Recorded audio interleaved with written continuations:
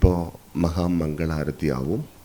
എല്ലാവരും ഹൃദയപൂർവ്വം ആരതി என்றால் அதனோட தத்துவமே ஐக்கியம் அப்படின்னு அர்த்தம்.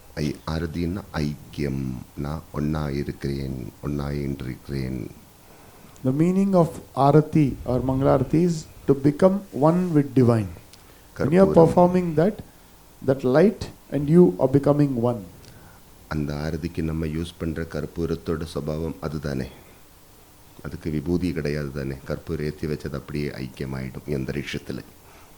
So when you perform Arati with camphor, the significance of camphor is that it will become one with nature when you burn it. இதை நம்ம பண்ணும்போது அதுக்கெல்லாம் ஒரு காரணத்தோடு தான் பண்ணிட்டு இருக்கிறோம். தண்ணி நம்ம குடிக்கிறோமா, தாகத்துக்கு தான் குடிக்கிறோம், சும்மா குடிக்க மாட்டேன்.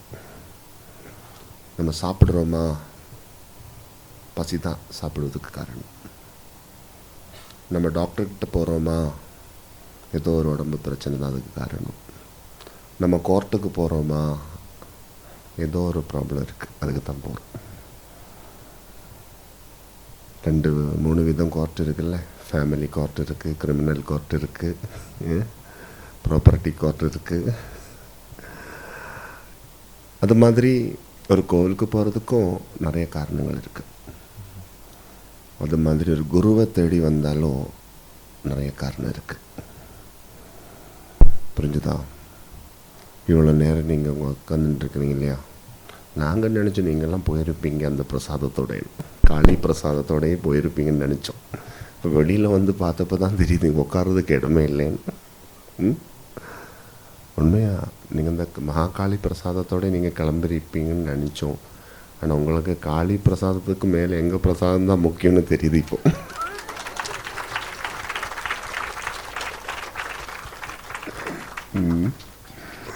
அப்போது இப்படி ஒரு சத் சங்கத்தில்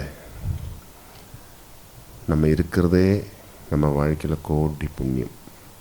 நீங்கள் எத்தனை தெய்வீகமான வழியில் பயணித்து கொண்டிருந்தாலும் சத் சங்கம் நம்ம வாழ்க்கையில் கிடைக்கணும். சத் சங்கம், இது ஒரு சத் சங்கம். சத் சங்கம், நல்லது கூடுவதே சத் சங்கம். Om Sharavana Baba. Babaji says that Babaji thought you all left after the Guruji Puja, after receiving the prasadam, but you are all still here. That itself shows that you give more prominence to Babaji's prasadam than Kali's prasadam. So it's very important to be in these kind of prayers and discourses. To listening to a discourse itself is the most significant. Sat Sangam, Babaji says, being with the good, being together with the good, and to listen to words of wisdom is of the most important spiritual activity. So you are all very blessed. Today we are going to perform the Navagraha Ashtotra Shatanamavali.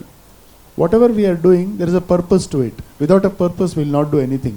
We all know that deep inside us. We may not be able to express.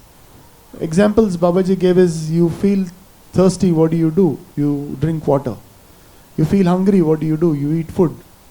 Similarly, if you have some illness, then you go to a doctor. If you have a problem in your life, you go to a lawyer. So like this, there is a purpose, otherwise you won't do that.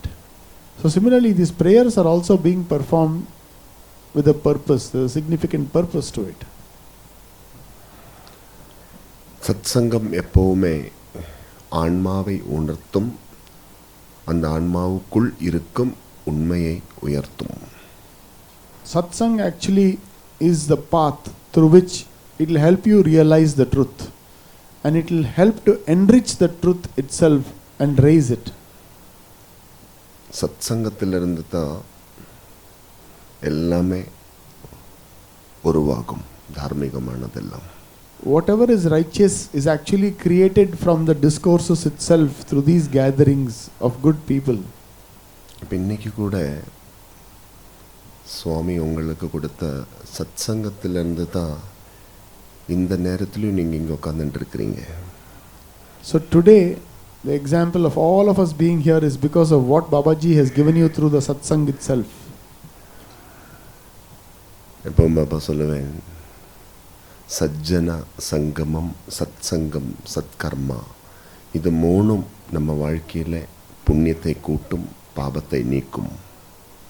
Sajjana Sangatyam is the coming together of good people. Sat Karma is when you do good together.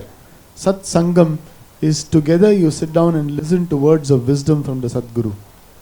சஜ்ஜன சங்கமத்தோட, சத் சங்கத்தோட, சத்கர்மத்தோட நம்மளெல்லாம் வாழ்வதாக இருந்தால் நம்மளை வாழ வைக்கும் உண்மையானது எதுவோ அது நமக்குள்ளே உயர்ந்து வாழும். So when we live like this with all these three together, whatever is responsible for us to realize the truth, that will enrich and that will make our life even better. இது மூணும் நம்மளுக்கு வாழ்க்கைக்கு ரொம்ப protection கொடுக்கும். These three will protect our life also. உங்கள் உணர்வுக்கு இந்த சத் சங்கம் ரொம்ப விசேஷம். உங்கள் உயர்வுக்கு இந்த சத் சங்கம் விசேஷம். உங்கள் வாழ்க்கையில் நீங்கள் எதை சாதிக்க வேண்டியிருக்கோ அதை சாதிப்பதற்கும் இந்த சத் சங்கம் ரொம்ப விசேஷம். So this satsang will help us to realize our inner self, will help us grow in that, and then also give us the energy and wisdom to achieve whatever we are supposed to achieve in life.